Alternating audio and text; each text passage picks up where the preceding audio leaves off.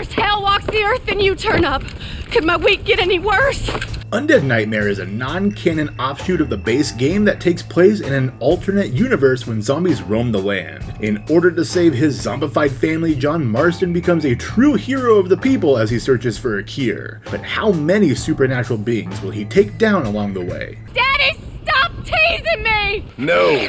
Soon after returning home to his family, an intense storm rolls in that makes John feel as uneasy as Abigail's cooking. They hit the hay when Uncle busts in hoping for a glimpse of some booty, but upon his failure, he rushes in violently, which gives John reason to take his frustrations out on him. He heads out to the barn to get his gun, and while an ordinary man would stay on the ground after that beating, Uncle ain't a man no mo. He tackles Abigail outside and nibbles on that neck, which gives John flashbacks of the early nights in the Vanderlyn gang after Abigail joined the crew. That gives John reason to blast Uncle in the face for the first kill of the game. Jack comes screaming out of the house, and Abigail tells him to shut the fuck up in a rather abrasive manner. So John hogties the two of them and dumps them in the house, as he promises to try and find a cure for their ailment. I like how he gave Jack some bread and Abigail some raw meat. So thoughtful. John blasts some rando as he leaves the farm and rides into Blackwater to find matters are even worse. But a familiar face pops up in the form of Captain Racist McDougal. He came back for some more research and found way more than he bargained for when zombie Nastas get some sweet revenge on the idiot. They turn their undead attention towards John, which earns them a couple of bullets. He locates another survivor who mentions her mom randomly showed up at their door after being dead for 3 years, so instead of questioning that, they just let her inside so she can eat her father's face. John holds his judgment and runs up to the nearest cemetery to start burning coffins with fresh bodies, and takes on the 14 zombies that arise from their graves. When he gets back to town, he finds more survivors fending off the remaining undead, so John utilizes his expertise and dispatches 15 walkers to help save the town of Blackwater. He speaks to some of the survivors who throw out tons of accusations, but notably 2 people John knows fairly well are named, so he's going to seek out Seth and Wes Dickens to see why. While I usually stick to the main game in these videos, I had to do the side quest. Primary story is pretty short, and the side stuff is great. So as John leaves Blackwater, he happens upon a man in the woods that claims he just killed a Sasquatch and that John ought to be doing the same or risk letting more people die and get eaten. He thinks it's silly, but as he roams the woods, he finds 5 of them and heeds the man's words. He locates another Sasquatch crying alone, and surprises the gunslinger with its ability to speak. My kind is gone. You eat babies! It tells John that it's the last of its kind and begs for John to shoot it. In what turns out to be an unexpectedly depressing ending to this mission, John can choose to shoot or leave. But considering the creature's misery, John grants its wish for one more kill. While exploring the map, the only way to fast travel is to get to each town and help with their zombie problem. So saving every town leads to a quick uptick in kills. So I'll save that final number for later once John has the chance to traverse the map in its entirety. John heads south a ways to find Seth in the company of Moses once again, but much like the base game, Seth prefers the company of the dead.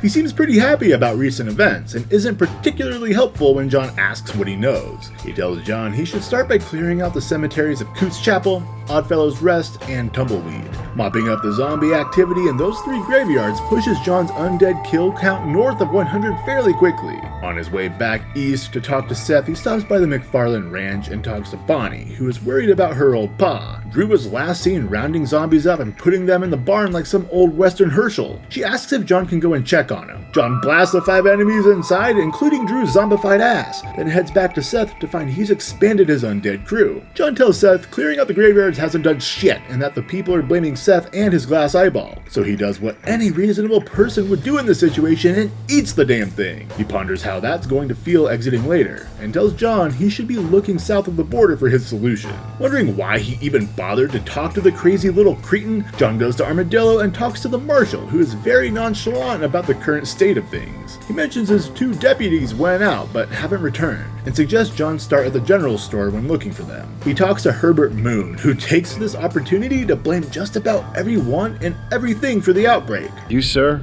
are truly a remarkable fella. Thankfully, even the undead are offended by his words, and tackle him to the ground to zombify the man as well, which lets John put this fool in the ground. Down the main road a ways, John finds the 2 deputies getting hot and heavy in the crowd. They desire fresh meat, however, and rush at John to join the kill count together. One of my favorite things about this game is the inclusion of the 4 horses of the apocalypse. I locate War and replace Pestilence with the Flaming Steed for the majority of the game. After all that, John rides to Fort Mercer to find it's become a safe haven for the people of New Austin, but not safe from being scammed by Dickens. He's trying to peddle his tonics for loads of money to take advantage of the desperate populace. John doesn't take kindly to that and threatens Dickens, which convinces him to give his useless merchandise away for free, which actually lures shamblers instead of curing them. Dickens tells John he needs some ingredients to complete the cure, so John traverses the land in search of violet snowdrops and desert sage. When he returns to Dickens, he finds him cowering in fear as a lone lame brain lazily reaches for him and begs for John's help. He hands over the plants, and Dickens sends John out to fetch some parts for new weaponry that will help in his fight. He quickly brings that back too, only to find Dickens now hiding under his coach, claiming people are blaming him for the outbreak. He plans to flee down to Mexico, where he believes things are better, and hands over a blunderbuss he crafted specifically for John. Is this a joke? What is this, 1850? It can utilize body parts of the dead, basically giving John infinite ammo he can remove from the recently deceased. As John heads out, he happens upon a small camp where the filmmaker McKenna asks John to locate a special spitting zombie for his film. He plops that sumbitch down and stands back as the fool unties his two movie stars, who don't like the direction of his motion picture, and shows him in the most painful way possible. John puts them down and tries the blunderbuss out on the now undead movie maker. At Fort Mercer, missing person posters start going up, and these are easily the most forgettable side mission as they're essentially just fetch quests but for people. Some take place in Mexico, but I'll go ahead and provide the final kill count for all 16 of these right off the bat, with John adding 256 zombies to his records. John runs into Wes Dickens one more time, who confesses he won't be going down to Mexico after all. The border has been closed off, but he tells John he may be able to get down there by posing as a US soldier. They're planning to take a train down there for who knows what reason, so John rides out to meet some deserters to possibly get a uniform from them, and kills the 16 zombies attacking their position. They're deserters, so they couldn't care less if he takes a uniform, so John meets the soldiers on the train and also assists them in their fight against the undead. They start the train and along the way take pot shots at walkers along the tracks while also having to fight off a small horde that catches up to them when they start to unblock the train tracks. Soon after rolling into Mexico, John runs into a woman of faith being harassed by a zombie, but she domes the ghoul and asks John to help her fellow sisters out in the church who aren't as equipped as her to deal with these half-witted demons. So you know Bill Williamson then? Excuse me? The church is loaded with enemies and allows John to bump his numbers up by 53. Once things have simmered down, Mother Superior says she wants to experiment on some of these things, and wonders if John can bring her a freshly turned sample, which he does promptly through the power of editing.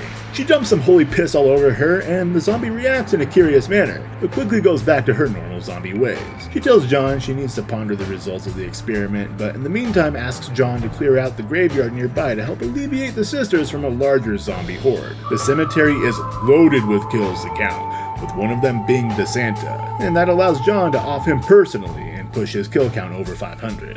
While the mother takes her sweet-ass time pondering the results of the experiment, John runs into Landon Ricketts east of her location, and finds his little outpost is doing quite well because of his presence. They briefly discuss what may be causing this, but he have not a clue. He does have an idea for a new weapon though. John just needs to return some dynamite and zombie bait to realize Landon's vision. It doesn't take long since John found what he needed in a chest in the next town over. Landon wows the world by sticking dynamite in a bottle and shooting the explosive. After witnessing what is no doubt a Nobel-winning idea, John goes to check on the sisters again and notes the familiar-looking sister walking out upon his arrival. He's told that she blames Abraham Reyes for the apocalypse and his lust for power, which gives John a lead he's got to follow through on. But before we do that, now is a great time to calculate all the kills John earned by saving every town from being overrun by the undead. From east to west and north to south, John eradicated 508 walkers in the 18 towns to instantly get his kill count into quadruple digits. He rides west to find Reyes recently turned and still trying to womanize, so John takes him down and talks to the girl. She claims Reyes stole an ancient mask from the crypt under the town and caused all of this, so John snatches that thing and figures he can put it back in its place to see what happens. But a lot of zombies stand between him and his destination, with 65 going down as he goes further underground. He plops it into place and the woman woman mysteriously disappears from behind him. He heads all the way back home to check on his family and thankfully finds both Abigail and Jack are perfectly fine, if not a little perturbed about their situation.